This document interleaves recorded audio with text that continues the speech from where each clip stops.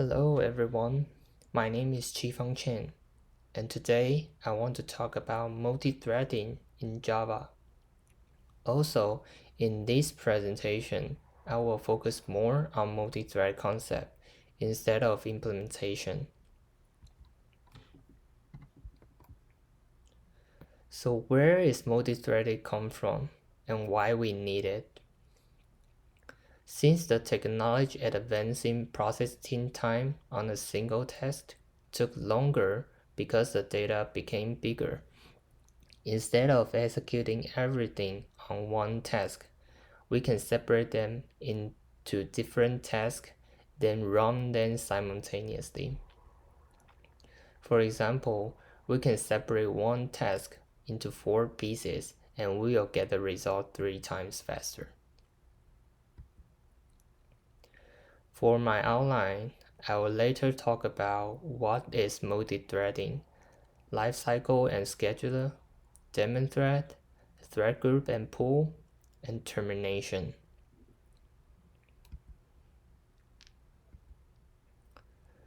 So before we talk about multi-thread, we need to understand what is thread first.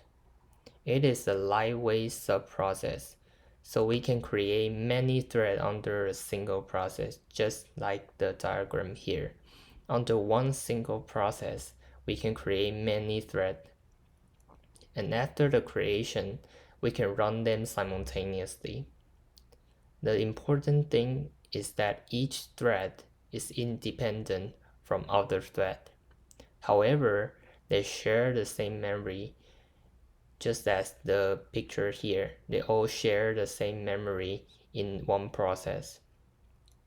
And multi-thread usually used in game or animation, since we want many small tasks run at the same time. When talking about multi-thread, there also has multi-process which can do the similar thing, and they are both included in multitask. However, multi-thread has some advantage over multi-process. First, they share the same address space. As you can see on the diagram, threads share the same memory in the process. Second, the thread is lightweight since it's a subprocess. Third, the context switch time is lower because of shared memory. Basically, multi-thread increased the application performance because it reduced the execution time. And multi-process increased the reliability of system because one process crash does not affect others.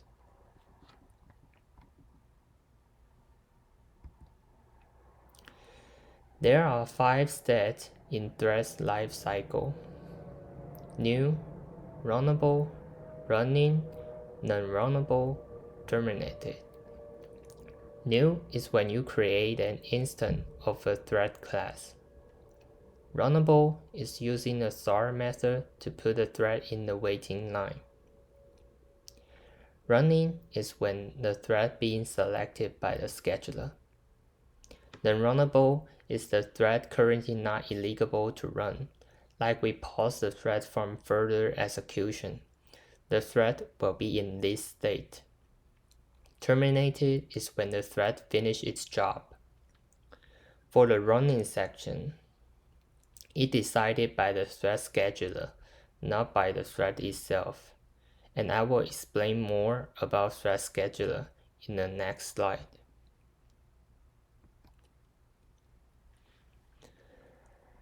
So the main purpose of scheduler is to decide which thread go next, and there's 2 ways to do it.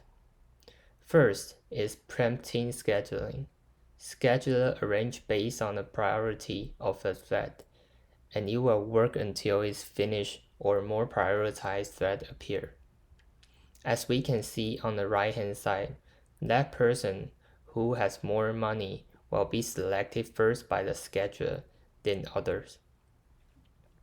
Second is time slicing.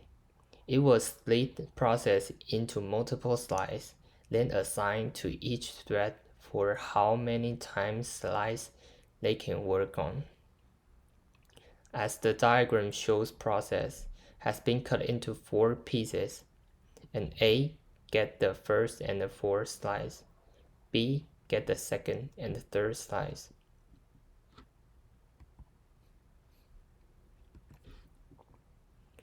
What is daemon thread? Java offers 2 types of thread, user thread and daemon thread. User thread is the general thread, so when we create a thread, it is an user thread. Daemon thread is the thread only provides service to user thread, and lives depend on user thread. Also, it's a low priority thread, and it will automatically terminate when there's no related user thread. Since daemon threads are meant to serve user thread, they are only needed while user threads are running. They won't prevent the Java virtual machine from exiting once all user thread has finished their execution. And that's why infinity loop, which typically exists in daemon thread, will not cause problem, because any code, including final blocks, won't be executed once all user thread has finished their execution. And for this particular reason, daemon threads are not recommended for I/O tasks. Here I have a small question. What situation do you think that use daemon thread is suitable?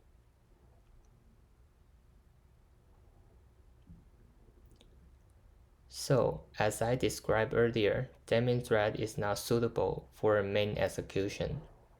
However, daemon threads are useful for background supporting tasks such as garbage collection, releasing memory of unused objects, and removing unwanted entries from the cache.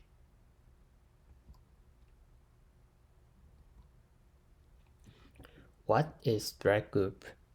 A thread group represents a set of threads. A thread group can also include the other thread group. The thread group creates a tree in which every thread group except the initial thread group has a parent. This means the initial thread group will be the parents to others. A thread in a thread group is allowed to access information about its own thread group, but it cannot access the information about its thread group's parent thread group or any other thread groups. Java provides this convenient way to group multiple threads in a single object. In such way, we can suspend, resume, or interrupt group of threads by a single method call. As we assume T1 is the initial thread group, then it will be a parent to T2 and T3. Also, the thread in the T3 has no right to access information in T1 or T2.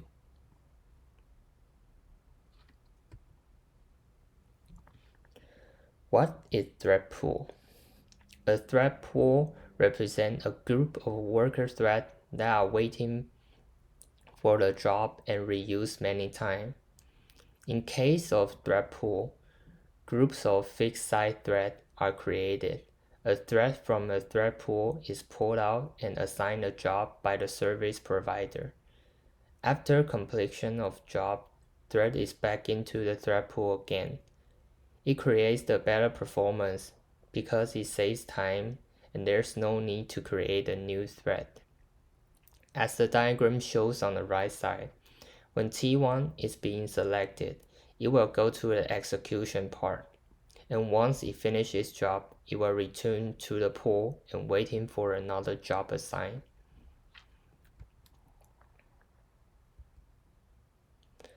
In Java, garbage means a reference object.